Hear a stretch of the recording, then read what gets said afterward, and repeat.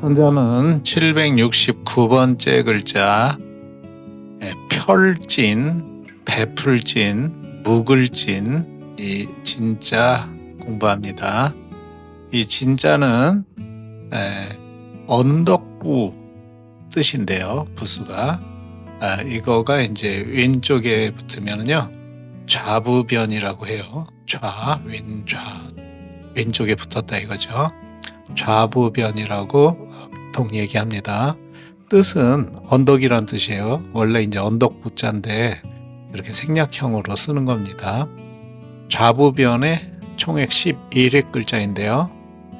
먼저 필순에 따라서 써보겠습니다. 반복해서 3번 써보겠습니다.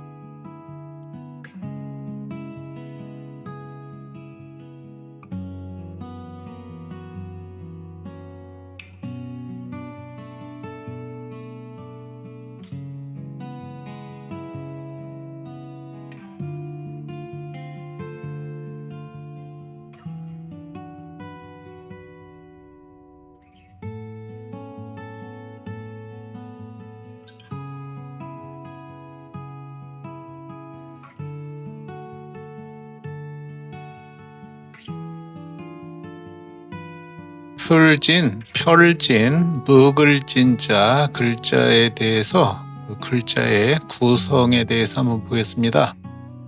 이 진자는요, 그 언덕부의 뜻을 가진 좌부변이라고 그랬죠. 좌부변에 나무목에 펼신자가 합쳐져 가지고 의미는 나무가 언덕을 따라서 늘어선 것을 나타낸 데서 베풀다, 늘어놓다, 펴다, 설명하다, 오래되다, 묵었다, 오래됐다는 뜻이죠. 이런 뜻이라고 합니다. 자, 먼저 이 좌부변을 한번 보면은요, 이거는 이제 원래 언덕부의 뜻이라고 그랬죠. 그런데 이게 이제 보면은 글자를 보면 이게 이제 좌부변하고 똑같은 것이 글자의 한자의 오른쪽에 붙을 때가 있죠. 오른쪽에 이제 붙는 글자가 왕왕 나오는데 이 왼쪽에 붙는 좌부변하고 오른쪽에 붙는 거는 이제 오른 우자를 써가지고요. 오른쪽 우자를 써가지고 우부방이라고 불러요. 자, 그래서 한번 보시면은요, 우부방은 원래 고을 읍자에서 나왔어요. 고을, 어느 고을, 동네 고을을 뜻하는 읍자에서 나왔고요. 왼쪽에 붙는 거는 언덕 부자에서 나왔거든요. 사람들이 많이 헷갈리기 때문에 제가 항상 이렇게 언덕부라고 얘기를 해요. 일부러. 다 막 같은 건 줄 알고 이제 쓰시는 분이 꽤 많아요. 그런데 이렇게 전혀 다른 글자에서 나왔는데 이제 생략해서 쓰다 보니까 후대에 와서는 이제 글자 모양은 다 똑같아졌어요. 그런데 왼쪽에 붙는 거하고 오른쪽에 붙는 거는 엄연히 이제 다른 그 기원에서 나왔다. 그 글자의 기원이 다르다. 이거를 이제 알아두시면 꼭 알아두셔야 되겠고요. 그 다음에 여기 이제 오른쪽에 붙는 거는 우부방이라고 부른다고 그랬죠. 그래서 우부방이 붙는 그 글자를 한번 이렇게 예시를 한번 해봤어요. 이게 이제 도읍도자, 많이 쓰죠. 도읍도자. 그 다음에 시골 향자, 그 다음에 거느릴 부자 이렇게 돼 있는데요. 이런 글자들은 이 똑같은 모양이지만 오른쪽에 붙고 이거는 우부방이라고 한다. 이렇게 알아두시면 되겠어요. 왼쪽에 붙는 거는 이제 언덕이란 뜻이죠. 고을이란 뜻이 아니고요. 그래서 그 다음에 지금 이제 이 글자의 구성에 있어서 자, 오른쪽은 그 좌부변에다가 오른쪽에 뭐가 붙었느냐 그러면 원래 이제 이렇게 우리가 딱 보면 동력 동자가 붙었죠. 그런데 이 글자에서는 이거를 이제 동력 동자로 보지 않고 이게 이제 나무목에 펼신자가 붙은 걸로 보거든요. 왜냐하면은 이제 전서에서도 그렇게 썼고요. 자료 사진을 한번 보시면은요, 왼쪽에 지금 자료 사진의 왼쪽에 보시는 거는 동력 동자의 아주 옛날 문자예요. 갑골 문자. 그런데 이거를 보시면은 이 보따리 물건을 이제 말하자면 꽁꽁 싸맨 거예요.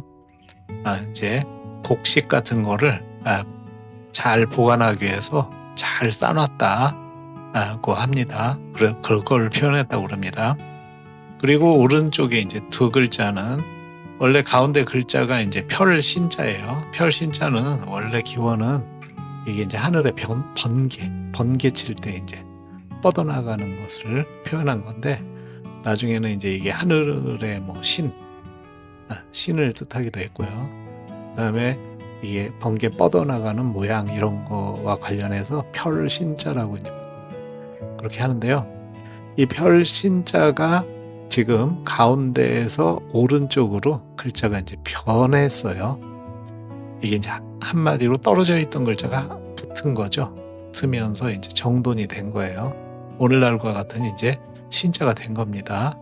그런데 여기 이 글자에 우리 이제 오늘 배우는 별진자에서 보면은요, 별진자의 전서체를 보면은 이렇게 썼어요. 이 글자를. 그래서 우리가 일단은 그걸 존중해가지고 그 뜻을 사용하는 게 낫다. 저는 이제 개인적으로는 그렇게 생각합니다. 자, 그 다음에는 쓰이는 예를 한번 보겠습니다. 쓰이는 예는 5개만 보겠습니다. 먼저 진열 해가지고 물건 따위를 이제 쭉 진열한다고 그러죠. 이 열자는 버릴 열자죠. 버릴 열자. 그래서 베풀 진에다가 버릴 열. 그 다음에 밑에는 이제 진설이 나왔어요. 제사상 위에다가 음식을 이렇게 진설했다. 제사 음식을 진설했다 하는데, 이 설자도 이제 베풀 설자죠. 그래서 이제 표를 진자로 보시면 되겠어요. 이렇게 쭉 진열해 놓는다. 베풀 설자를 붙였고요. 여기 이제 진술은 여기에서는 진자가 설명하다의 의미입니다. 그래서 술은 표를 술자인데 진술하다 그러면 입으로 말한 것을 진술하다. 글자로 쓰지 않고, 그래서 입 구자를 썼죠. 입으로 말한 거를 진술한다. 진정이 나왔는데 이 뜻정자를 붙여가지고요. 사정 이런 것을 진술한다.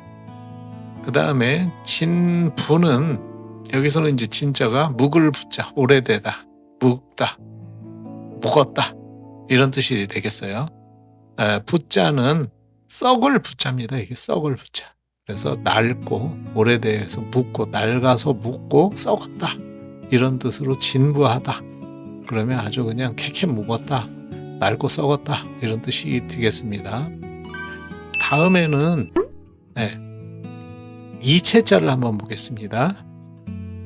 자, 이체자를 보시면은요, 먼저 6번째, 왼쪽에서부터 6번째 글자를 보시면은요, 요거가 이제 간체자라고 합니다. 간체자. 그래서 중국에서는 이제 이걸 쓰는 거죠. 별진자를. 그 다음에 맨 오른쪽 글자를 보시면은요, 아까 설명했던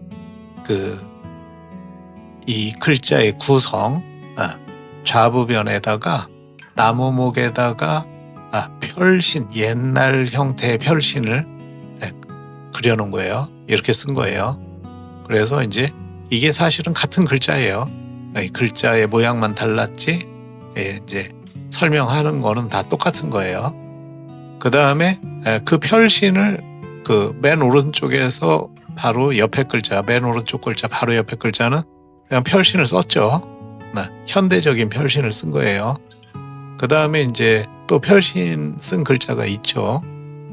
이런 식으로 이제 됐는데, 다 이게 같은 뜻을 가진 이체자다 이렇게 생각하시면 되겠습니다.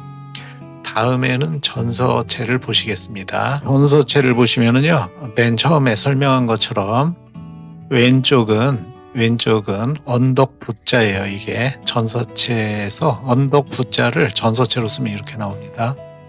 그래서 언덕 부자를 썼고요. 그 다음에 오른쪽 부분은 아까 봤던 것처럼 그 동력동자를 쓴 게 아니라 이렇게 펼 신자에다가 나무목을 합친 글자를 썼던 겁니다.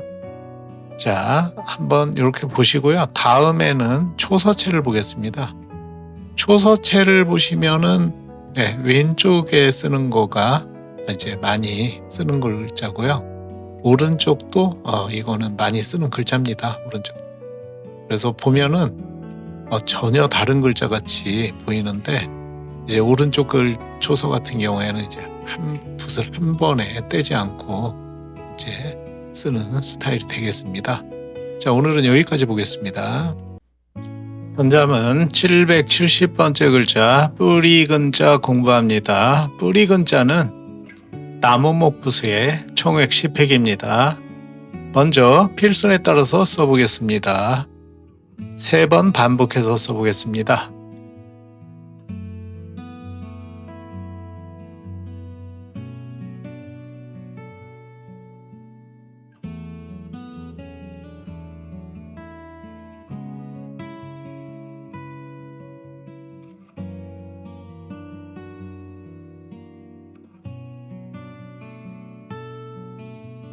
자, 뿌리 근자의 글자의 구성을 보겠습니다. 이 뿌리 근자는요, 나무목 부수의 뜻을 나타내는 거죠. 그 다음에 음을 나타내는 간자예요. 이 그칠 간이라고 하는데 이 그칠 간자는 이제 괴이름 간이라고도 하죠.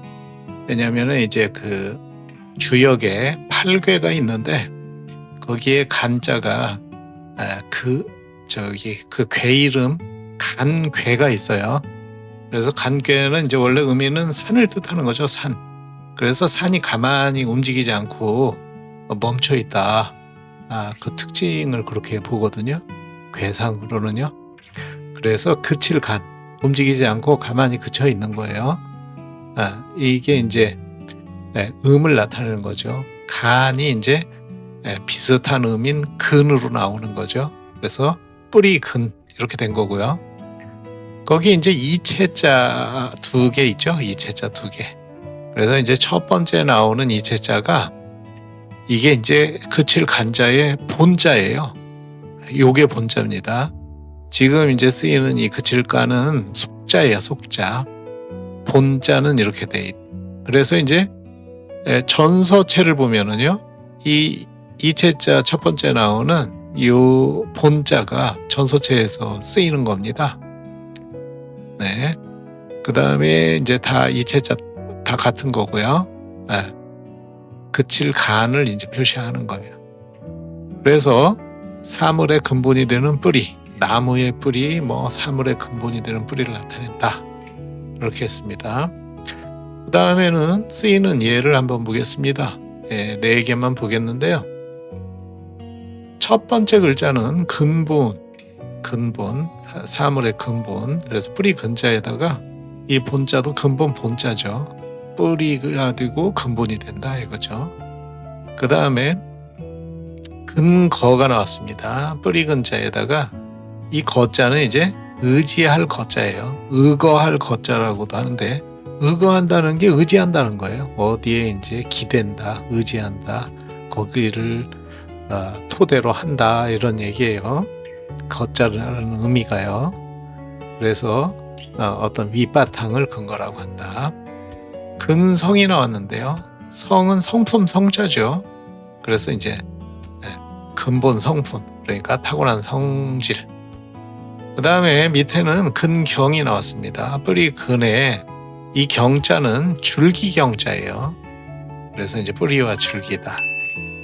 자, 다음에는 이체자를 한번 보겠습니다. 자, 이체자를 보시면은요. 먼저 왼쪽에서 두 번째 글자를 보시면은 아까 설명했던 이게 뿌리 근자의 본자입니다. 본자. 원래 본래의 글자는 이랬어요. 이게 이제 현재와 같은 속자로 쓰이는 거고요. 그 다음에 나머지 이제 세 글자는 전부 같은 형태를 위아래 주로 순서를 바꿔가면서 아니면 형태가 살짝 바뀌어져 있는데 요게 이제 다 같은 형태를 표시한 거예요. 이거는 뭐냐면 근본적으로는 흙토에다가요. 흙토. 그러니까 흙이 있는데 자, 먼저 첫 번째 글자하고 이제 네 번째 글자를 보시면은요. 마지막 글자를 보시면요. 흙이 있는데 그 밑에 이거는 이제 그 밑에 글자는 둘 다 뭐냐면은 아래 하자. 아래 하자의 변형이라고 보시면 돼요. 아래 하자에다가 8팔자를 합한 거다. 뭐 이렇게 돼 있는데 아래 하자의 변형인데 아래 하자에다가 뿌리가 이렇게 나오는 거를 상징한 거예요. 그러니까 일종의 이거는 뜻을 상징해서 만든 글자예요. 그래서 흙 밑에 이제 나무의 뿌리가 나는 거다. 그래서 뿌리 근자예요. 그 다음에 세 번째 글자는요. 요거를 이제 위아래 바꾼 거죠. 위아래를 바꾼 겁니다. 이게. 그러니까 다 같은 글자라고 보시면 돼요. 자, 다음에는 전서체를 보시겠습니다. 자, 전서체를 보시면은요. 왼쪽에 있는 거는 전서에서 항상 나오는 나무목 글자죠. 전서체죠. 오른쪽에 있는 것은 이제 글칠 간, 괴 이름 간자의 본 글자, 아까 글자의 구성에서 설명했던 본 글자를 그대로 표시한 거죠. 이게 이제 눈목자 밑에 이게 뭐냐면 원래 지금 쓰이는 글자로는 비수비자인데요. 이 비수비자는 원래 사람이 이렇게 공손히 약간 구부려가지고 공손히 서 있는 거를 뜻하는 건데 이거는 무슨 뜻이냐면 지금 이 그칠 간자는 눈을 이렇게 아래쪽으로 내려다 보면서 공손히 서 있는 거예요. 그래서 지위가 낮은 사람이 조심해서 서 있는 거를 나타낸다고 그러거든요. 그래서 이렇게 보시면 되겠고 이 그칠 간자는 전서에서 이렇게 쓰는 거구나 이렇게 보시면 되겠습니다. 그 다음에는 초서를 한번 보시겠습니다. 초서는 왼쪽에 있는 글씨가 초서체 뿌리 근자에 가장 일반적으로 많이 쓰이는 초서입니다. 그 다음에 오른쪽 같이 쓰는 스타일도 있죠. 오른쪽은 이제 거의 좀 빠르게 한 번에 이제 거의 쓰다시피 했습니다.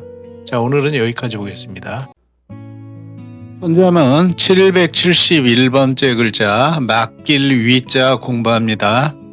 맡길 위자는 계집녀 부수의 총액 8획입니다.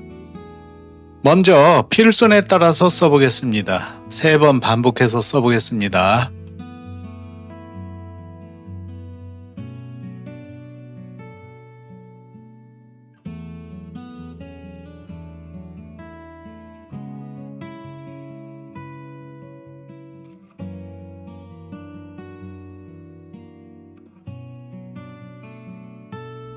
자, 맡길 위자의 글자의 구성에 대해서 보겠습니다. 자, 맡길 위자는 먼저 벼 화자가 위에 있고요.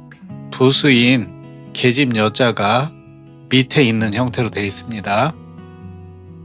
벼는 벼는 이제 이쪽 동양권에서는 주 곡식이죠. 그래서 곡식을 뜻하고요. 이 맡길 위자의 아주 옛날 고문자, 갑골문자 이걸 보면은요, 창고를 그려놨어요. 그 속에다가 이제 이 곡식을 넣어놓은 그런 벼화자를 넣어놓은 그런 형태로 돼 있습니다. 그래서 이거는 이제 곡식 창고를 맡겼다고 보면 돼요. 여자에게 곡식 창고를 맡긴다는 데서 맡기다의 뜻이다. 이제 그 다음에 내버려 두다 아니면 버리다 이런 뜻도 있어요. 자, 그런데요 이 계집 여자는 전서체로 보면은 전서체로 봤을 때는 이 계집 여자가 아닌 것 같아가지고 많은 분들이 잘 못 알아보는 경우가 있는데, 먼저 한번 이 전서체와 옛날의 계집 여자가 어떻게 생겼는지 먼저 한번 보겠습니다. 자, 이 자료 사진을 보면은요, 옛날에 갑골문자를 보면은 이게 이제 위에는 계집 여자고 밑에는 어미 모자인데 다 같은 여성을 뜻하는데 거의 똑같았어요. 글자가 변화가요. 그러다가 이제 마지막에 이렇게 지금 오늘날에 와서는 좀 달라졌는데 처음에 글자는 똑같고요. 이제 계집 여자는 원래는 이제 그 결혼을 하지 않은 처녀를 나타냈다고 그래요. 그래서 그 어미 모자를 쓸 때는요, 계집 여자에다가 그 젖을 먹인다 이런 뜻을 이제 강조한 거예요. 젖을 먹인다. 어머니가 이제 자식을 낳아서 젖을 먹인다는 뜻을 강조했기 때문에 그렇게 거기 강조 포인트만 딱 하고요. 거의 동일하죠, 글자가. 그래서 전서체도 보시면은요, 소전이라고 돼 있죠. 전서체. 전서체도 보시면은 그 계집 여자가 지금 이렇게 쭉 변천 과정에서 계집 여자가 보면은 오늘날의 관점에서는 아닌 것 같죠. 지금 그래서 계집 여자하고 어미 모자를 보면은요, 이것도 거의 동일하게 이제 강조 포인트만, 젖을 먹인다는 포인트만 달라진 거예요. 이렇게 이제 봐두시면은 많은 도움이 될 겁니다. 전서체를 볼 때요. 자, 다음에는 쓰이는 예를 한번 보겠습니다. 자, 쓰이는 예를 보면은 먼저 위 임이 나왔어요. 자, 임은 맡길 임자죠. 그래서 맡길 위자에다가 맡길 임자니까 책임지어서 맡긴다. 그 다음에 위촉이 나왔는데 이 촉자는 부탁할 촉자입니다. 그래서 부탁해서 맡긴다. 그 밑에는 위탁이 나왔어요. 이것도 부탁할 탁입니다. 그래서 맡겨서 부탁한다. 거의. 그 다음에 위원이 나왔는데요. 이 원은 이제 수효원이죠. 숫자, 물건의 숫자를 나타내는 거예요. 그래서 어떤 때는 이제 인원원이라고도 하고 관원원이라고도 하는 사람이 있는데, 기본적인 개념은 이제 숫자를 나타내는 겁니다. 수효원이라고 하죠. 자, 위원, 그러면 우리가 많이 쓰죠. 어떤 이제 선거나 임명에 의해서 지명되어 그 위임받은 사람이죠. 그 다음에 위기가 나왔는데 여기에서는 이제 버리다, 내버려 두다 이런 뜻의 위자가 되겠어요. 그래서 기자는 버릴 기자죠. 그래서 위기다, 우리가 이제 폐기다, 포기다 할 때 다 이 버릴 기자를 쓰는 거죠. 자, 다음에는 이체자를 보겠습니다. 자, 이체자는요, 이게 이제 맡길 위자의 이체자이긴 한데 많이 쓰이진 않습니다. 말씀원만 하나 붙여가지고 핑계대다 주로 이런 뜻이 있는데 많이 쓰이는 글자가 아닙니다. 이걸 다음에 전서체를 바로 보시겠습니다. 자, 전서체 글자를 보시면은요, 맨 위에 위쪽에는 이제 벼 화자가 있고요. 밑에 부분에는 계집 여자가 있는데, 계집 여자는 아까 글자의 구성에서 제가 보여드리고 설명을 드렸죠. 벼 화자는 이제 벼가 이제 곡식이잖아요. 쌀이요.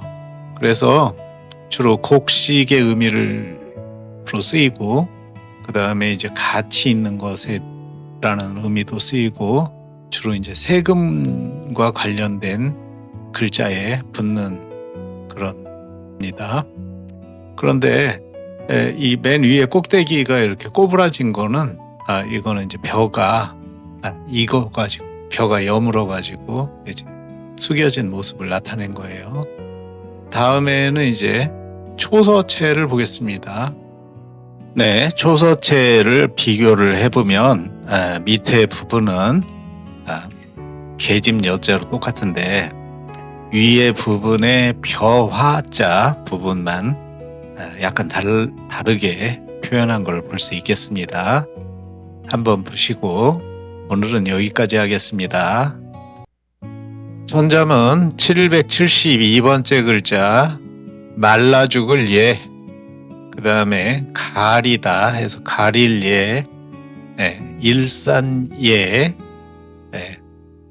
이 글자는 깃우부수의 총회 17획 글자입니다. 자, 먼저 필순에 따라서 써보겠습니다. 반복해서 3번 써보겠습니다.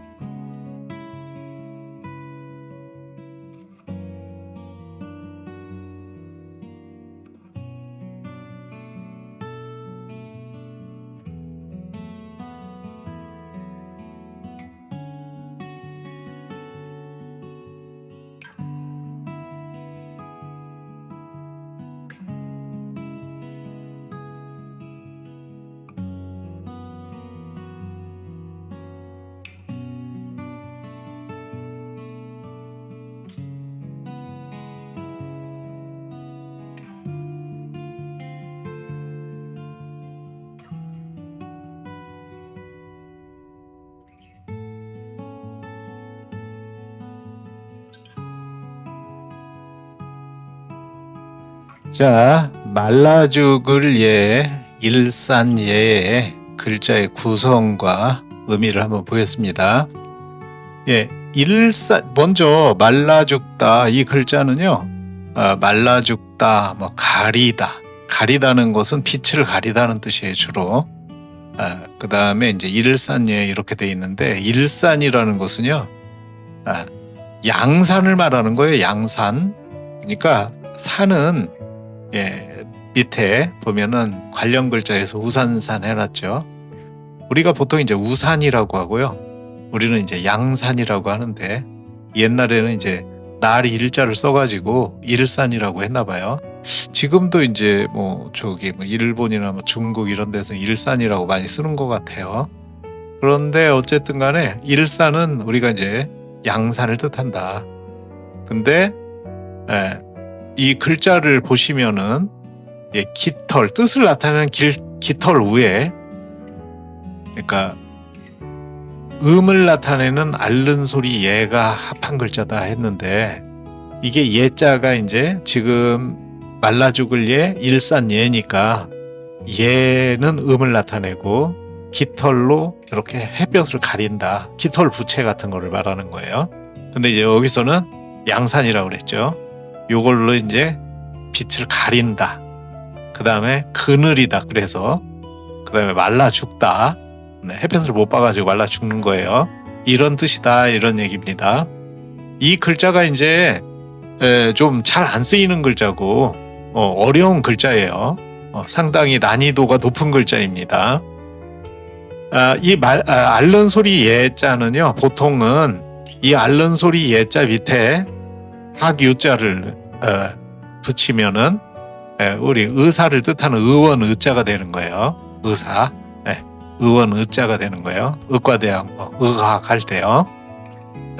이 글자는요, 앓는 소리 예자는 이게 왜 앓는 소리냐 그러면은 뭔가 다쳐서 아프다는 거예요. 이 글자를 자세히 보시면 이 속에 지금 요거는 지금 이제 이게 일종의 상자를 뜻한 거거든요. 이렇게 디귿자로 돼 있는 거는요. 이게 감추를 해자로도 쓰이고 상자방이라는 글자인데요. 다 모두 상자를 뜻하는 거예요. 넣어두다 이런 뜻이에요. 그래서 지금 이거 보시면은요, 여기 화살 시자가 있죠. 화살이 들어가 있어요. 그 다음에 오른쪽에 이게 뭐냐면은요, 창수예요. 긴 창이 있죠. 옛날에 전투에서 사용하는 그 창을 뜻하는 거예요. 창수.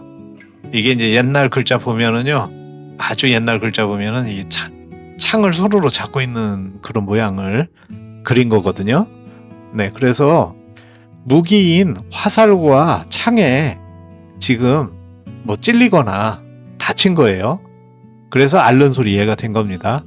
그래서 아까 말씀드린 의원 의자는 이 앓는 소리 예 밑에 뭐가 있냐면은 닭유자가 있는데, 닭유자는 원래 닭을 뜻하는 게 아니었어요.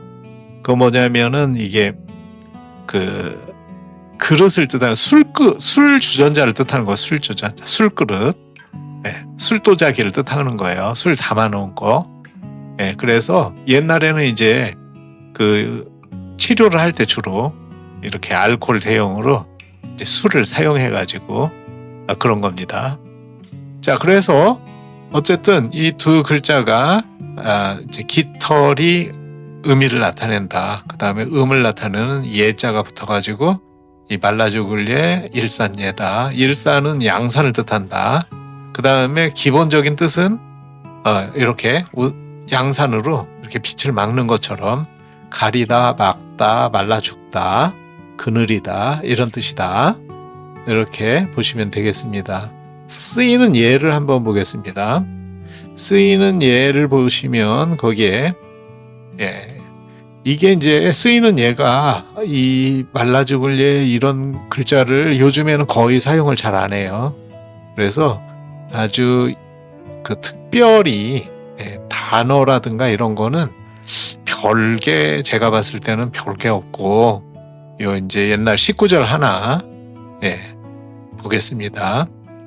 보은 예백일이라고 이런 구절이 나와 있는데 이거는 이제 뜰부자죠. 뜰부 둥둥 떠 있다는 거죠. 그 다음에 구름운 그 다음에 가리다 이런 뜻으로 여기서 예가 쓰인 거예요. 백일 흰백자에다가 날일자니까 태양 해를 가린다 이런 말이죠.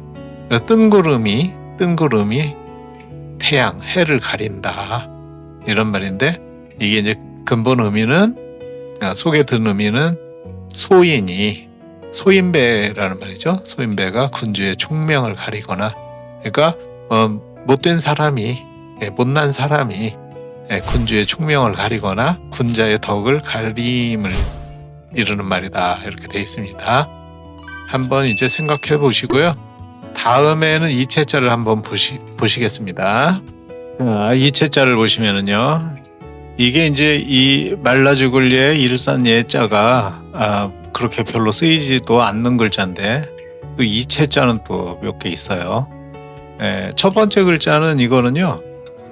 밑에 그 예자 밑에 앓는 소리 예자 밑에 무당무자죠. 이 무당무자를 붙여가지고 아까 말씀드린 의원 의자가 있죠. 의사를 뜻하는 의원 의자는 원래 닭 유자를 붙이는데 이 무당무자를 붙여도 똑같은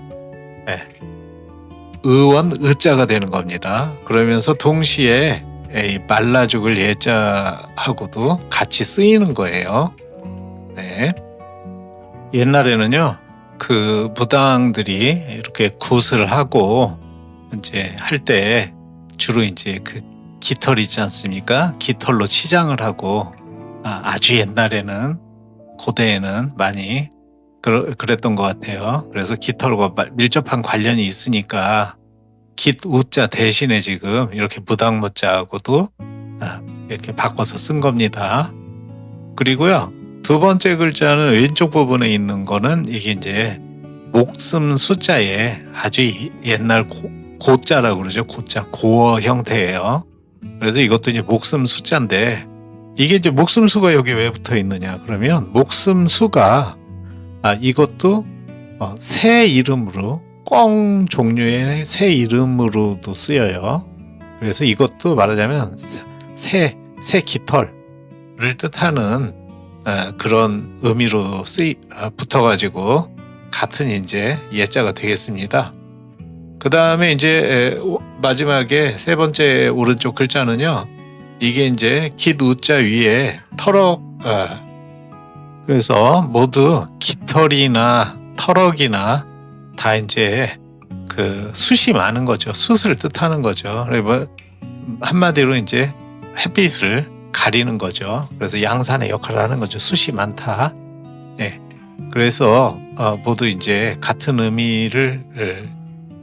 의미가 결합돼 가지고 지금 이런 주로 이제 가리다, 햇볕을 가리다, 양산이다 이런 뜻으로 많이 쓰이는 글자입니다. 자, 다음에는 전서체를 보시겠습니다. 전서체 글자를 보시면은요, 맨 위에 왼쪽 부분에 이제 상자 속에 그 화살 시자예요. 화살 시자를 이렇게 넣었고요. 화살 모양이죠. 그 다음에 오른쪽에는 창수라고 그랬죠. 밑에 이제 손 모양이 있고 위에 이제 창을 갖다가 이제 이게 나중에 와가지고 이렇게 꼬부라지게 변형이 된 겁니다. 원래는 창 모양이었는데 그래서 창수가 있고 밑에는 이제 우리가 여러 번 봤던 깃 우자죠. 자, 이렇게 구성이 되어 있습니다. 다음에는 초서를 보겠습니다. 네, 초서를 보시면은요 밑에 깃 우자가 있고요. 네, 깃 우자는 이제 그게 대동소이하게 썼는데요. 위에 이 그 앓는 소리 예자가 이제 획수가 많죠. 그래서 이제 획수를 이렇게 생략한 왼쪽 거보다는 이제 오른쪽 거가 더 많이 생략한 형태가 되겠습니다. 자, 오늘은 여기까지 보겠습니다. 혼자는 773번째 글자 떨어질 낙자 공부합니다. 이 떨어질 낙자는 풀초 부수의 총액 13익입니다. 먼저 필순에 따라서 써보겠습니다. 3번 반복해서 써보겠습니다.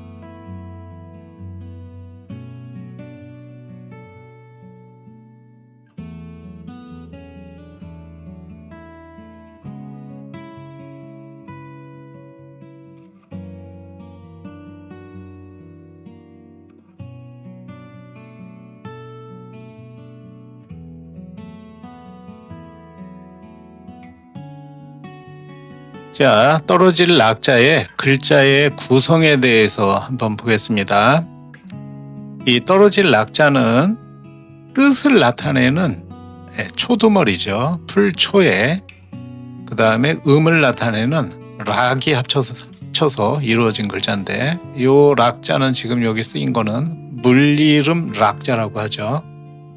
물리름이라는 것은 이제 강이름이란 뜻이에요. 옛날에는 이제 강을 그냥 큰 물이라고 해가지고요. 물이름 그러면 강 이름. 중국에 이제 보면 낙수가 있어요. 낙수. 낙수라는 큰 강이 있는데, 그 물이름 낙자다 이 말이에요. 강 이름 낙자다 이렇게 보시면 되겠어요. 그 다음에 그래서 한마디로 풀이 떨어진다는 뜻이다. 그런데 이게 이제 보통은 떨어질 낙인데 남겨지다, 머물다의 뜻으로도 가끔 쓰여요. 그리고 떨어질 낙자가 이제 나왔는데 한번 그 떨어진다는 뜻의 여러 가지 글자가 있죠. 그래서 많이 쓰이는 떨어진다는 뜻의 몇 개의 글자를 한번 비교해 보겠습니다. 자, 거기 보시면은 첫 번째는 떨어질 추자가 있죠. 떨어질 추자는 주로 위에서 땅으로 떨어지는 것을 말하는 거예요. 그 다음에 떨어질 타자는 무너져서 어디가 큰 산 같은 거 아니면 어디 큰 건물 같은 게 붕괴하고 무너져서 떨어지는 걸 말하는 거고요.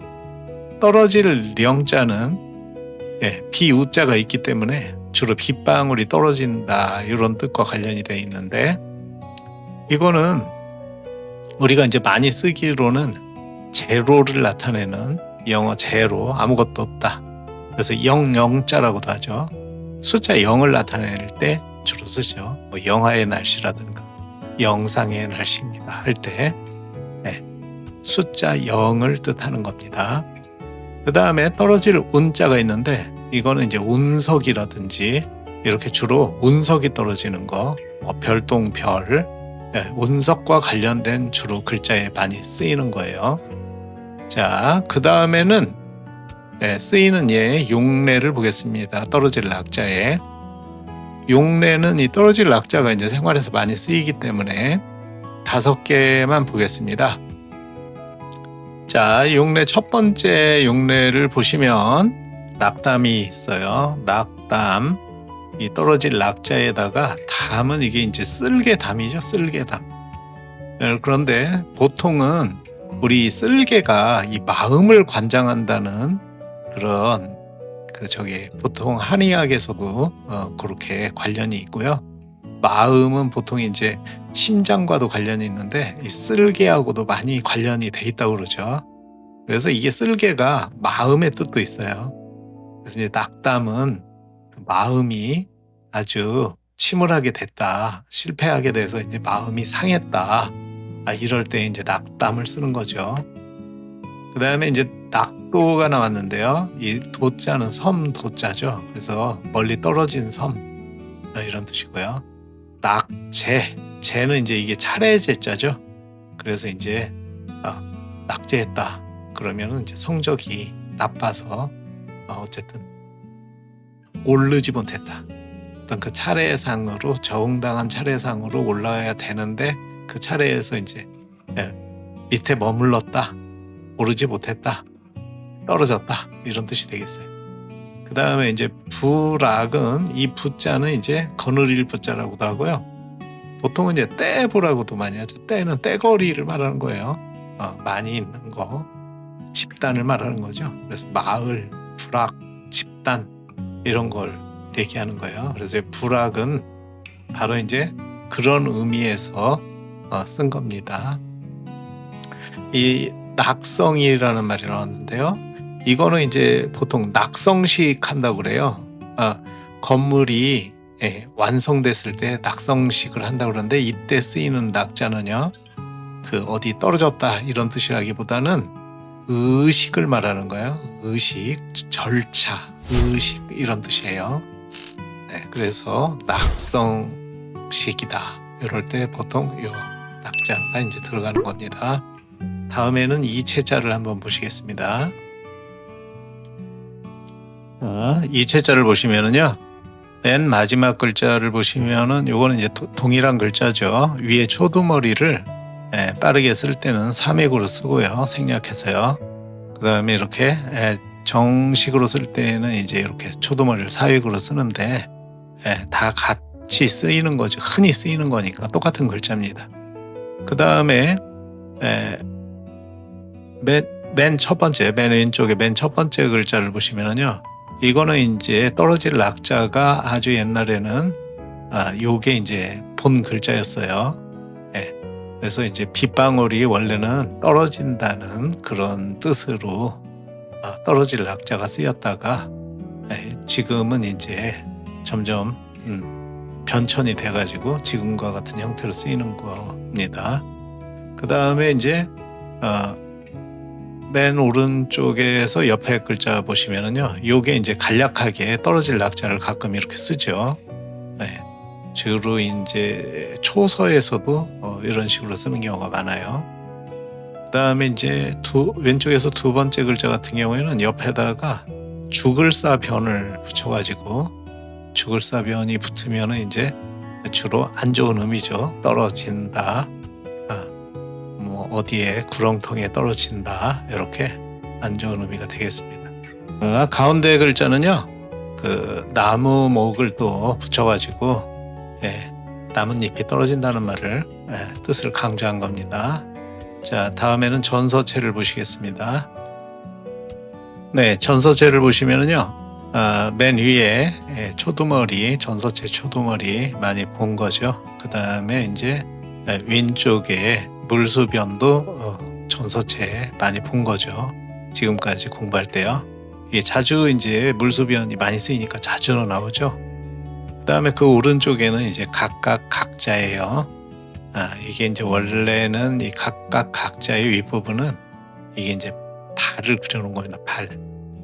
길게 내려온 거는 이제 원래 발가락을 그렸다고 그러죠. 그래서 한쪽 발가락이 너무 길어서 빨리 가지 못한다. 원래는 이제 그런 뜻이었다고 그래요. 어쨌든 요 이제 전서체가 요렇게 쓰인다. 이 각각의 전서체의 글씨를 잘 보시면은요, 글자를 잘 보시면은 나중에 다른 전서체 글자에도 다 쓰이는 것들이기 때문에 읽을 수가 있습니다. 네, 다음에는 초서를 보겠습니다. 초서체를 보시면은요, 이 초서체가 떨어질 낙자에 가장 많이 쓰이는 글자 스타일입니다. 초서 글자 형태죠. 왼쪽처럼 쓰이는 경우도 많고요. 그 다음에 이제 조금 거의 한붓 쓰기 스타일로 쓸 때에는 오른쪽처럼 쓰죠. 자, 여기까지 보겠습니다. 전자문 774번째 글자 입엽 공부합니다. 자, 입엽자는 풀초죠. 초두머리 부수의 총액 13획 글자입니다. 먼저 필순에 따라서 써보겠습니다. 반복해서 3번 써보겠습니다.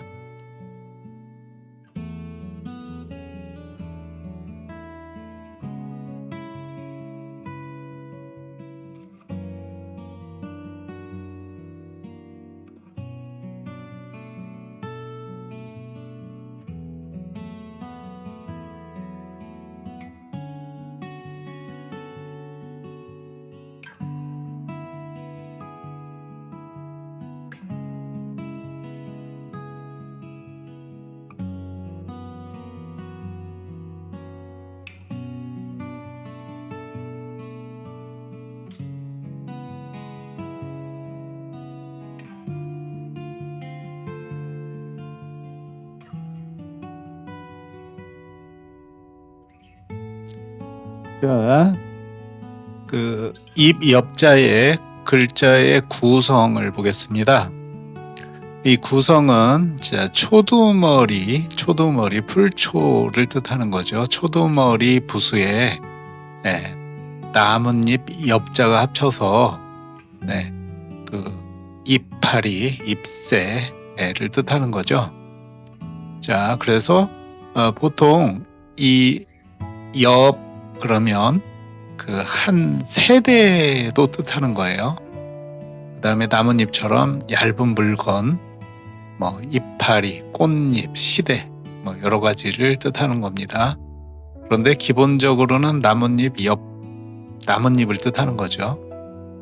자, 이 나뭇잎 엽자를 보시면은요, 풀초 부수에 나뭇잎 엽 해가지고, 이 나뭇잎 엽자를 보시면은 이게 이제 인간새가 위에 있죠. 인간새라고도 하고 대, 1대, 2대, 하나의 대, 시대, 이거를 대새라고도 하죠. 그래서 인간새, 대새 이렇게 부르는데 이게 이제 윗부분에 있고 밑에 부분에는 나무 목자로 이렇게 구성되어 있죠. 이 나뭇잎 엽 자체가요. 그런데요, 사실은 이 글자는 이 입엽자의 글자는 의미의 핵심은 어디에서 나왔냐면요, 이 인간새 대새에서 나온 거예요. 이 새자가 아주 옛날의 글자를 보면은요, 나뭇잎을 그려놨어요. 가지에서 나뭇잎이 나오는 모습, 그거를 그린 거거든요. 자, 이거 보시면은요, 그래서 이거는 원래는 이제 요게 인간 새자가 원래는 입엽자였던 거예요. 그런데 시간이 지나면서 이제 의미가 이제 이 새자는 하나의 대, 그 다음에 인간, 이런 거를 뜻해가지고 이제 따로 쓰이고, 나뭇잎 이파리 엽자는 잎새를 뜻하는 엽자는 요게 이제 변천이 돼가지고 그걸 이제 의미를 강조하기 위해서 초두머리 풀초도 붙이고 어떤 때에는 이제 대죽자도 붙였어요. 그 다음에 밑에는 이제 나무목을 곁들여 가지고 잎이다, 이거를 갖다가 강조한 거죠, 글자가. 그래서 시간의 흐름에 따라서 글자의 의미가 바뀌었고요. 실제로는 인간새, 대새, 이 글자가 원래 의미였다, 잎이었다, 의미는 이렇게 생각하시면 되겠어요. 자, 다음으로는 쓰이는 예를 한번 보시겠습니다. 자, 먼저 엽녹소가 나왔는데요. 엽자에다가 이 녹자는 푸르 녹자죠. 소자는 이제 보통 본디소라고 하는데요. 본디, 본래 그거를 뜻하는 거죠. 그래서 바탕소라고도 하고요. 그래서 이게 이제 합쳐서 우리가 이제 이게 이제 생물학에서 나오는 거죠. 식물, 생물학에서요. 녹색 식물의 세포 속에 포함되어 있는 엽록체 안에 녹색 색소, 엽록소. 네. 여기에서 이제 엽록소에서 이제 식물은 모든 것을 다 만들어낸다고 하죠. 그 다음에는 엽서가 나왔습니다. 글서자를 붙여가지고 입 엽자에다가 글서자를 붙여서 엽서. 이거 우편 엽서의 줄임말. 옛날에는 이제 엽서를 굉장히 편지나 엽서를 굉장히 많이 보냈죠. 요즘에는 전부 이메일로 하죠. 전자우편으로. 아니면 이제 문자 메시지로 다 해버리니까 시대가 완전히 변한 거죠. 자, 그 다음에는 가지 지자를 붙여서 지엽.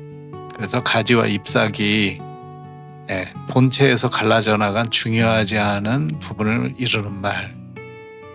보통은 지엽이라고도 하고 또는 지엽 말단이라고도 하죠. 그래서 아주 본류에서 좀 벗어났다, 이걸 뜻하는 거죠. 그 다음에는 처음 초자를 붙여서 초엽. 그러면 어떠한 시대의 초기, 초엽이라고 그러면 항상 어떠한 부분의 처음 부분을 말하는 거죠. 그 다음에는 이제 금지 옥엽, 이거 말 많이 쓰죠. 금을 뜻하는 쇠금자를 붙이고요. 그 다음에 가지지자에 옥자는 구슬 옥자죠. 그래서 입엽 이렇게 해가지고 금 같은 가지, 옥 같은 잎사귀. 그래서 아주 귀중하고 아주 귀여운 자손을 보통 비유해서, 왜냐하면 자손은 하나의 본 줄기로부터 나온 가지니까, 그 다음에 이제 잎사귀도 하나의 본 줄기나 가지에서 나오는 거니까 이 후세대를 뜻하는 거예요. 그래서 자손을 뜻하는 거죠. 가지나 잎사귀는요. 그래서 귀여운 자손을 비유해서 이렇게 말한다. 자, 다음에는 이체자를 보시겠습니다. 이체자를 보시면은요, 이체자가 이제 다양하죠. 이 이체자가 이렇게 다양하게 되는 거는 근본 원인은 인간 세자가, 입 엽자의 가운데 있는 인간 세자가 이제 다양하게, 글자가 다양하게 그 이체자가 있기 때문에 그 이체자를 이제 사용하기 때문에 변하는 거예요. 그래서 그 인간세 대세에 한번 이체자를 한번 보겠습니다. 그러면은 이 입 엽자의 이해에도 도움이 되니까요. 자, 이 인간세 대세의 이체자가 이렇게 대략 한 5개 정도가 쓰이거든요. 이게 모두 같은 글자예요. 그래서 이 인간세 대세의 첫 번째 나오는 요것도 많이 쓰입니다. 이게 이제 특히 초서체에서는 이거를 많이 써요. 그 다음에 이제 두 번째 글자도 많이 쓰이는 거예요. 그래서 요거는 이제 그 다음에 마지막 글자 같은 경우에는 이제 전서 같은 데에서 이렇게 이제 주로 쓰이는 거거든요. 그래서 요게 이제 모두 같은 인간세 대세다. 이거를 이제 알아두시면은 그 다음에는 훨씬 더 이해하기가 쉽습니다. 자, 그래서 다시 이제 이 입 엽자를 한번 보시겠습니다. 자, 먼저 왼쪽에서 두 번째 글자가 이제 중국에서 입 엽자를 간체자로 이걸로 쓰고 있습니다. 이거는 이제 원래 이게 이제 협조하다 할 때 화합할 협자에 이게 이제 같은 거의 이체자인데, 요거를 갖다가 이제 그 이체자에 또 이게 이제 같은 그 화합할 협자의 이체자인데, 아무튼 요거를 갖다가 이제 쓰기가 간편해서 그런지 이걸 이제 간체자로 지정해서 쓰고 있죠. 이게 이제 중국에서는 한마디로 입엽자다. 그 다음에 왼쪽을 보시면은요, 왼쪽을 보시면은 이거는 맨 왼쪽에 첫 번째 글자를 보시면은 이거는 입엽자하고 똑같은데 그 초두머리를 대죽으로 바꾼 거죠. 그러니까 제가 이제 처음에 글자의 구성에서 설명해 했는데요. 초두머리나 대죽으로 이제 초두머리를 대죽으로 그 글자에서 보면은 이체자에서 많이 바뀝니다. 다른 글자에서도요. 그렇게 이제 호환을 하는 거죠, 서로. 이게 이제 대죽자가 아무래도 나뭇잎 모양을 띠고 있어서 그런 것 같아요. 제 개인적인 생각이지만은요. 그 다음에 나머지는 뭐 다 맨 마지막 글자라든가 네 번째 글자라든가 이거는 전부 인간세 대세를 바꿔서 쓴 거죠. 그 다음에는 이제 왼쪽에서 세 번째 글자 보시면은 이것도 입 옆자죠. 나뭇잎 옆자니까 요거 이제 간략하게 쓸 때는 요거를 그냥 바로 쓰는 거예요. 그 다음에 이제 네 번째나 다섯 번째 같이 쓰는 경우도 있습니다. 자, 그 다음에는 전서체를 보시겠습니다. 자, 전서를 보시면은요, 그 맨 위에 초두머리하고 맨 밑에 나무목자는 그동안에도 많이 이제 나와가지고 쉽게 알아볼 수 있는 글자죠. 이 가운데 있는 이제 인간세, 대세 글자의 원래 의미가 이게 지금 그린 게 그 나무 본 가지에서 나뭇가지하고 잎사귀가 나오는 모습을 그렸다고 그랬죠. 이렇게 이제 그린 겁니다.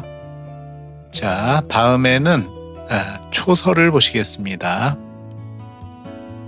초서를 보시면은 이체자에서 본 그 인간세 대세 그 이체자 요거가 인간세 대세 이체자에서 아까 봤죠. 이체자 볼 때요. 그거를 이제 사용해 가지고 각각 스타일이 다른 이체자를 인간세 대세의 다른 이체자를 사용해서 초서에서 사용한 겁니다. 다른 글자 같지만 같은 글자입니다. 오늘은 여기까지 보겠습니다. 현자문 775번째 글자 나부길표 회오리표 공부하겠습니다. 자, 이 나부길표 회오리표 글자는 바람풍 부수의 총획 20획입니다. 먼저 필순에 따라서 써보겠습니다. 반복해서 3번 써보겠습니다.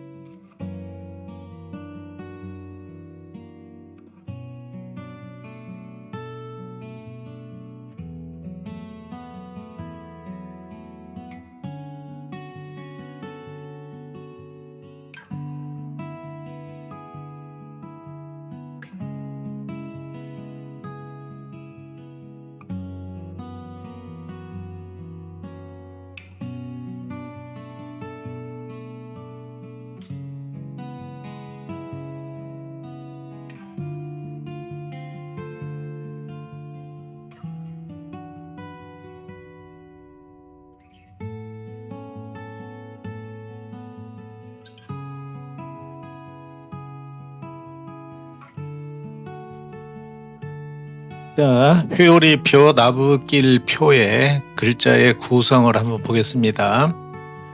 이 글자는 일단은 총획이 20획이나 되기 때문에 좀 어려운 글자에 속하죠. 보통 사람은 좀 이런 글자 싫어하죠. 네. 자, 이 글자는 뜻을 나타내는 바람풍에 이게 이제 회오리 바람을 주로 뜻하거든요. 회오리 바람. 그 다음에 바람에 이제 날아다니는 나부끼다 이런 의미니까 뜻을 나타내는 바람풍에 발음을 나타내는 표가 합한 글자다. 이 바람풍이라는 글자는 이게 이제 둘러싸고 있는 게 이제 무릇 범자에서 나온 거죠. 무릇 범자에다가 벌레충을 합한 거예요. 이제 이 바람풍이라는 의미는 한마디로 무릇이라는 건 대체로 이런 말이니까 대체로 이 벌레가 나오는 그런 계절과 관련이 있는 거예요.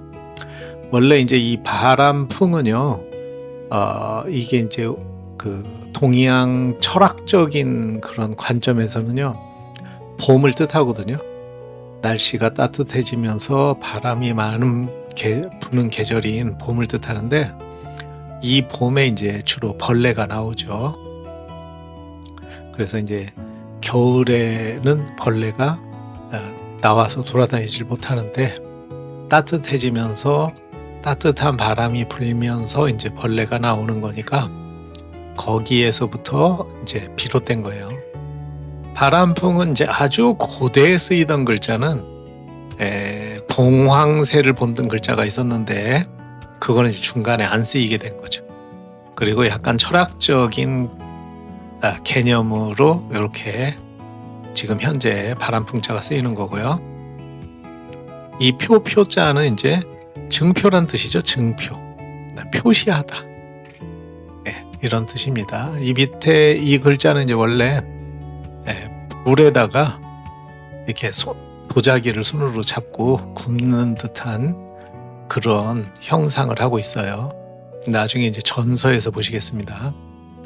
자, 그래서 이제 글자는 주로 회오리 바람, 나붓기다. 자, 다음에는 글자에 쓰이는 예를 한번 보겠습니다. 예는 4가지 정도 보겠습니다.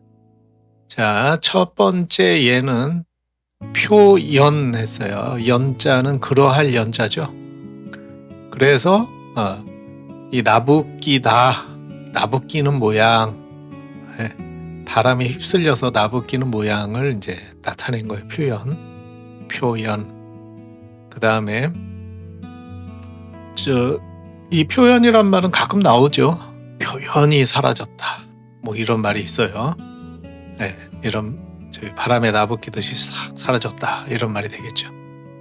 그 다음에 표탕이라는 말은 옛날 책 같은 데 보면은 가끔 나오는 말입니다. 표탕도요.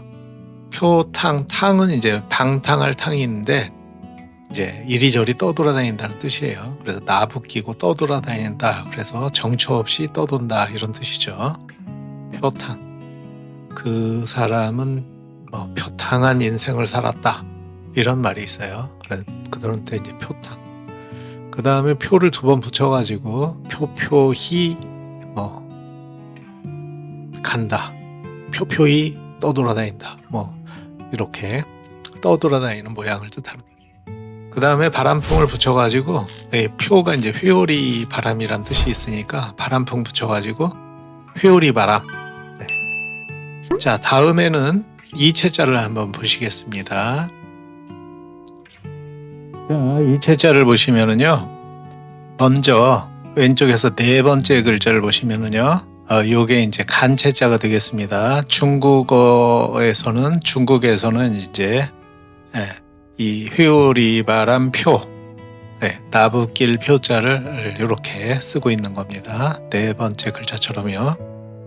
그 다음에 맨 오른쪽에 글자를 한번 보겠습니다. 맨 오른쪽 글자가요, 이 회오리 바람 표, 그 다음에 나붓길 표자의 본 글자에 해당합니다.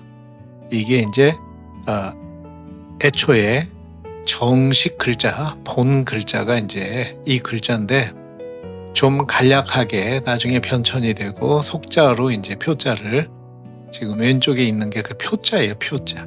이 표자가 이제 원래는 이렇게 돼 있는데, 후대에 들으면서 오늘날처럼 간략하게 쓰이는 거예요. 그 다음에 왼쪽에서 3번째 글자를 한번 보겠습니다.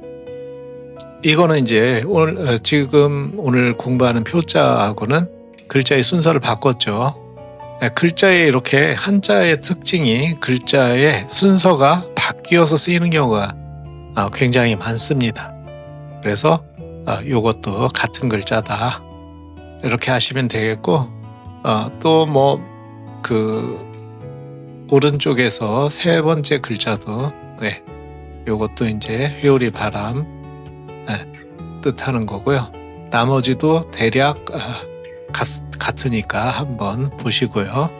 다음에는 전서체를 보시겠습니다. 자, 전서체를 보시면은요, 왼쪽의 글자는 이제 2부분으로 대략 나눠져 가지고, 왼쪽은 이제 표자고요. 오른쪽은 바람풍자인데요. 표자는 이렇게 보시다시피 밑에 불 화자가 있어요. 그래서 밑에는 불이 있고 위에 쪽은 양손으로 가운데에 뭘 잡고 있는 거예요. 이제 그 여러 가지 그런 견해가 있는데, 제 개인적으로는 뭐냐면 불 위에 그 양손으로 흙덩이를 잡아서 이제 구워서 표시를 하고 있는 거다. 어떤 증표로, 옛날에 이제 증표로 구워가지고, 흙을 구워가지고 이제 거기에다가 뭐 글을 써놓는다든가 이런 여러 가지가 있었기 때문에 저는 개인적으로 이걸 뜻하지 않나 이렇게 생각합니다. 이건 그냥 개인적인 생각입니다. 그리고 오른쪽 부분에 바람풍자는 윗부분이 무릇 범자죠. 그리고 밑에는 벌레 충자예요. 벌레 충자는 이 다리가 달린 벌레를 상형 그렸다고 하죠. 자, 그러면 요걸 한번 보시고요. 다음에는 초서체를 보시겠습니다. 초서체도 쓰이는 이렇게 다양한 글씨체가 있는데 두 개만 보겠습니다. 왼쪽하고 오른쪽을 보시면은요, 양쪽 두 개의 글자의 왼쪽 부분은 표를 쓴 거죠. 그 다음에 오른쪽 부분은 바람풍인데, 자, 왼쪽보다는 오른쪽 글자를 더 생략해가면서 빠르게 쓴 거죠. 자, 오늘은 여기까지 보겠습니다. 전자문 776번째 글자 흔들릴 요, 나부낄 요자 공부합니다. 이 흔들릴 요, 나부낄 요자는 바람풍 부수의 총액 19액입니다. 먼저 필순에 따라서 써보겠습니다. 3번 반복해서 써보겠습니다.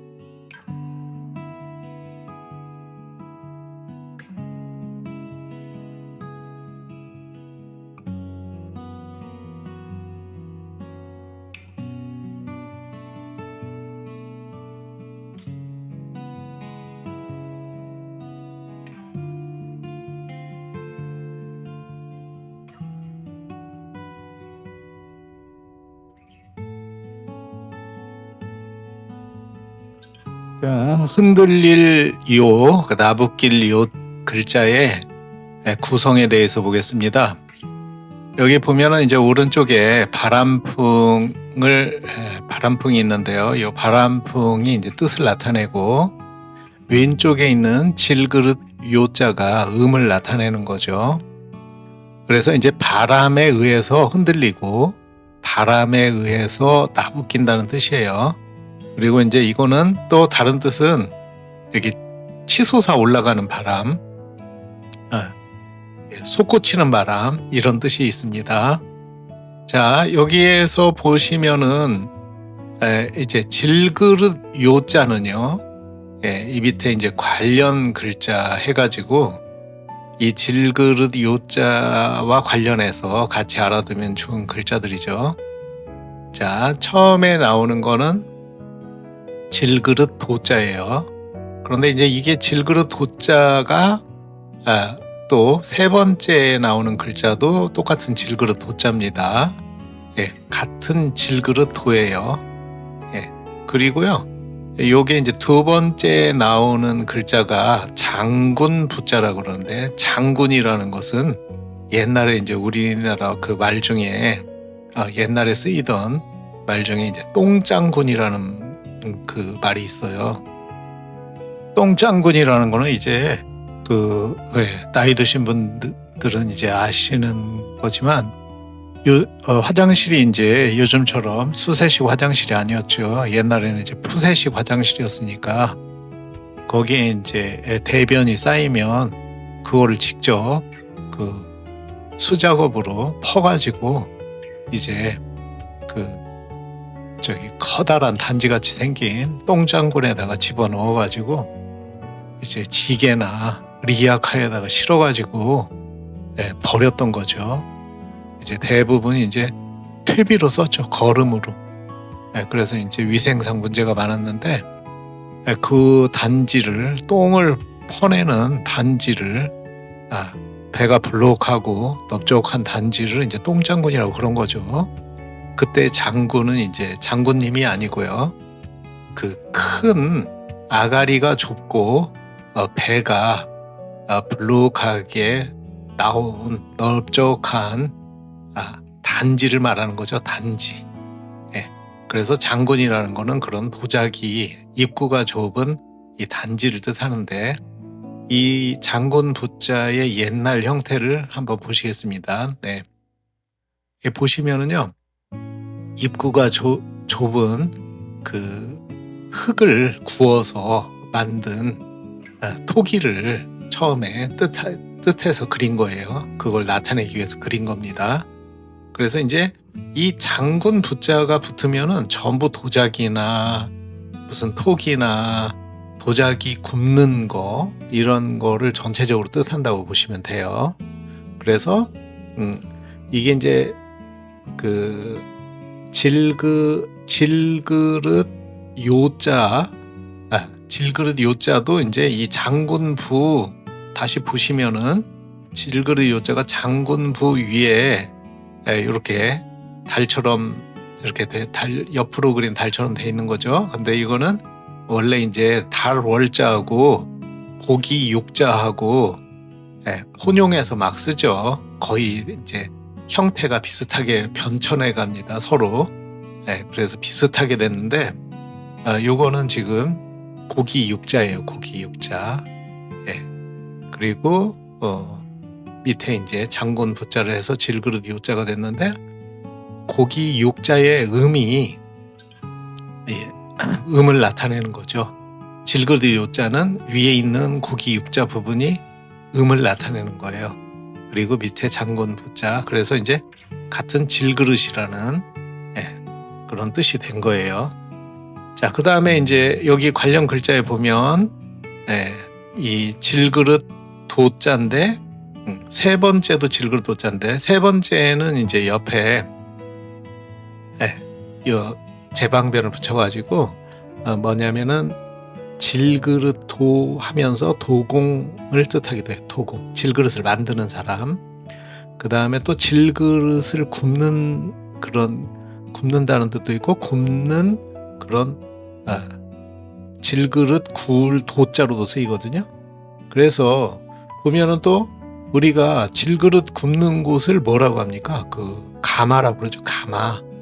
그 가마를 뜻하는 가마 요자가 무슨 요 도자기 같은 거 굽는데 우리나라에도 이제 도자기 많이 나오는 지역이 있잖아요. 그럼 거기에 무슨 강진요라든가 유명한 이제 도자기 가마터를 얘기할 때 요자를 많이 붙이죠. 그래서 요 네 번째 글자는 이 가마 요자죠. 가마 요자. 그래서 도자기 굽는 곳을 뜻하는 거죠. 그래서 이 관련 글자를 이제 같이 보시면은 도움이 되겠습니다. 다음에는 쓰이는 예를 보겠습니다. 이거는 이제 표요를 했는데요. 그 저번 시간에 배운 회오리 바람 표, 나붓길 표자하고 이번 시간에 이제 나붓길 요, 흔들릴 요자를 합쳐서 바람을 타고 이리저리 나붓긴다 이런 뜻이죠. 이제 이 체자를 한번 보겠습니다.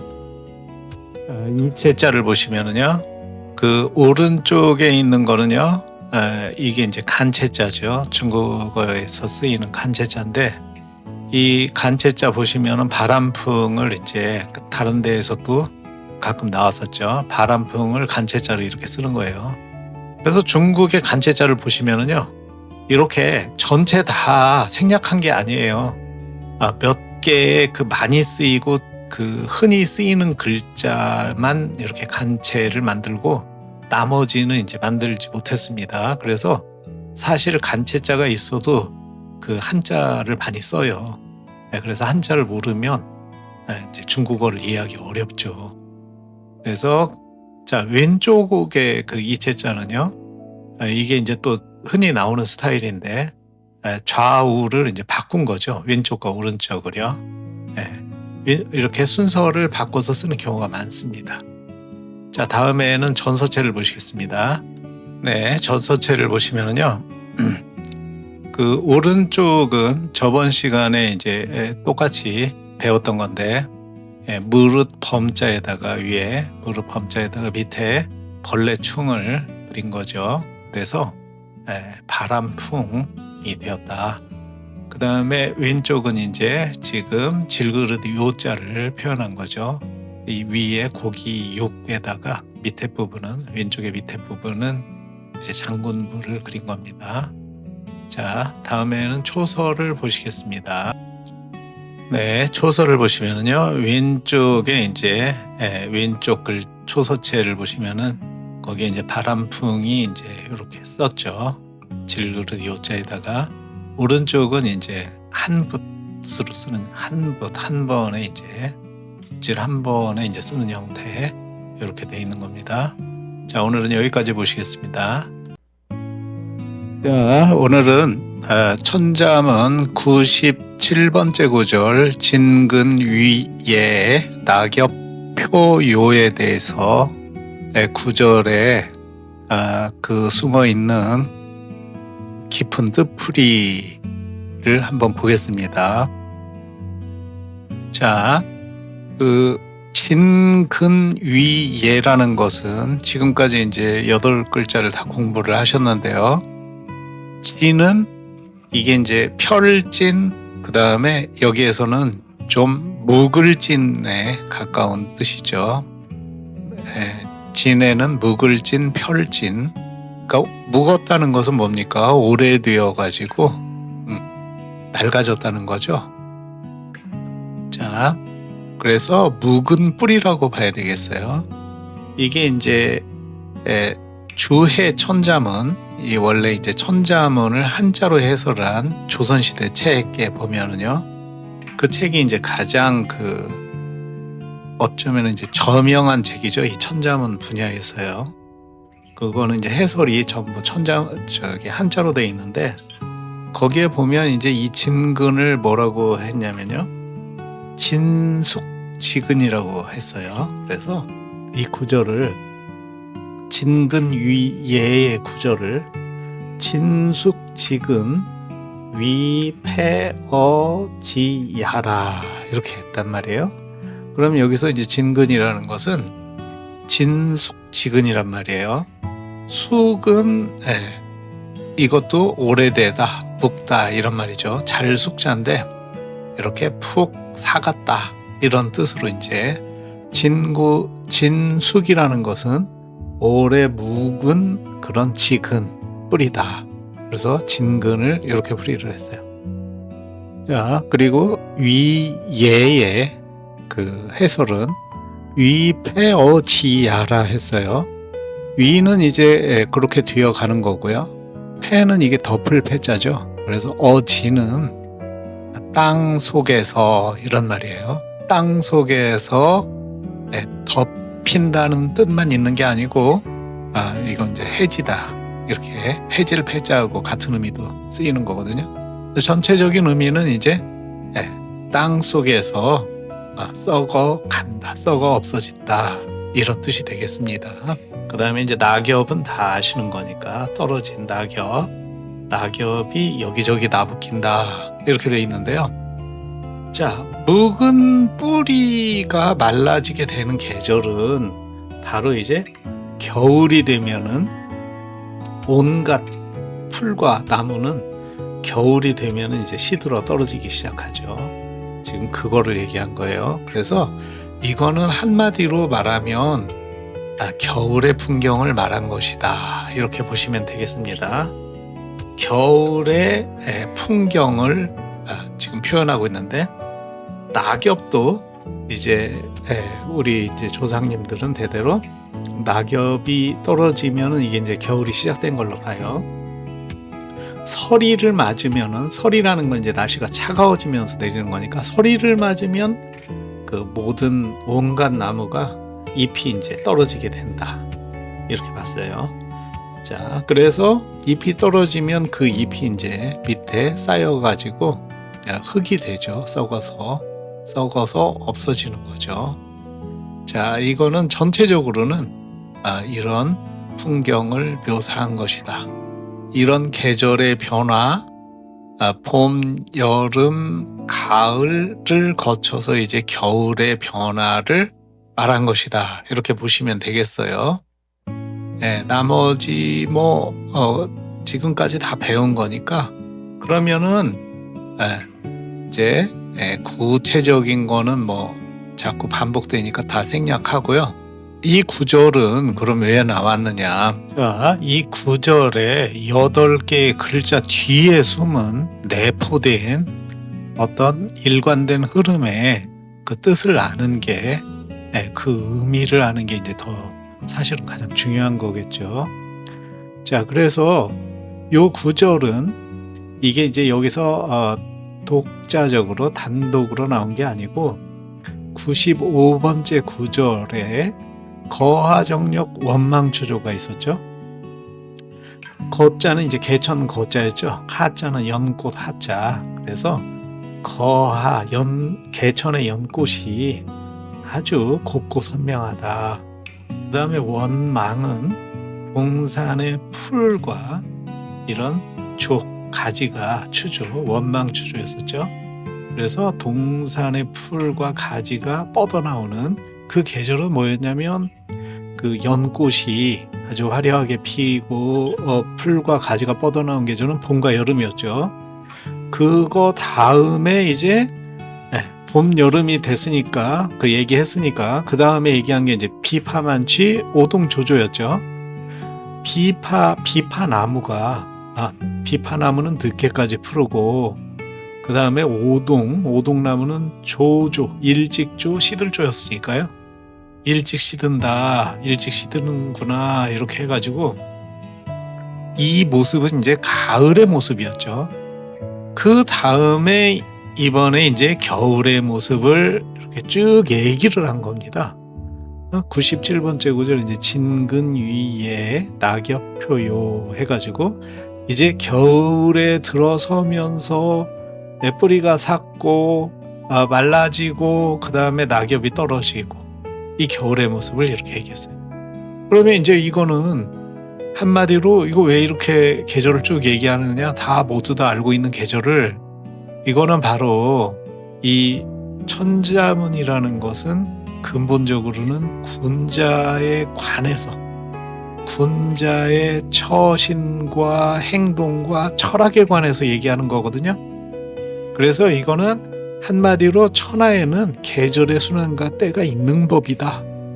그래서 군자의 행동거지도 한마디로 군자의 행동거지는 진퇴라고 하죠. 나아가고 물러나는 것을 멋대로 하지 말고 천하 대세의 법칙에 맞춰서 순리대로 어거지를 부리지 말고 순리대로, 천하에는 다 계절의 순환과 때가, 적절한 때가 있는 것이니까 거기에 맞춰서 네가 나가야 될 때면 네가 나가서 군자한테 얘기하는 거예요. 네가 나가서 천하에 도움이 될 때라고, 이것이 그렇게 때라고 생각이 되면 나가서 천하를 위해서 공헌하는 것이고, 그 때가 아닌데 무리해서 나가지 말라.